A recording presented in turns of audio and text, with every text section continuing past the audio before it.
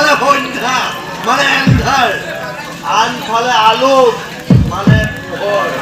এন্ধাৰ আৰু পোহৰৰ মাজত লুকা ভাকুৰ খেলা। মদ খাইছো, খাইছো, বহুত খাইছো, একেবাৰে তেতুলৈকে খাইছো। প্ৰব্লেম নো প্ৰব্লেম।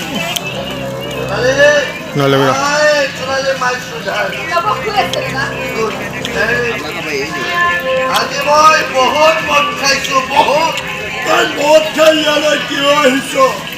তহঁতৰ কিবা ডিষ্টাৰ্ব হ'ল নেকি?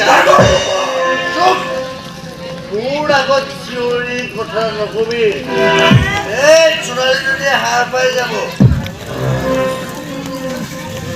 আৰু শুন, মই ঘৰলৈ মদ খাই আহো, ৰাতি 12 বজাত আহো, দুপৰীয়া আহো, উলংগ হৈ আহো, সেইটো মোৰ কথা। তহঁতে ক'বলৈ কোন হা? এইখন মোৰ ঘৰ, তাত কুচি মন যায় মই তাকেই কৰিম।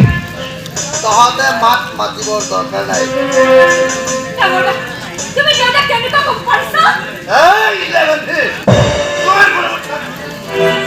পাগল ধৰিবলৈ মই ইয়াত বহি থকা নাই।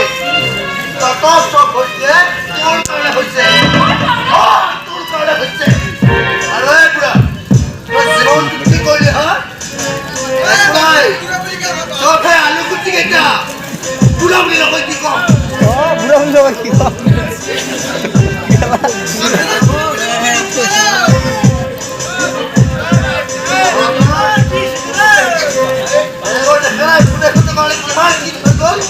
তই কি থলি হা?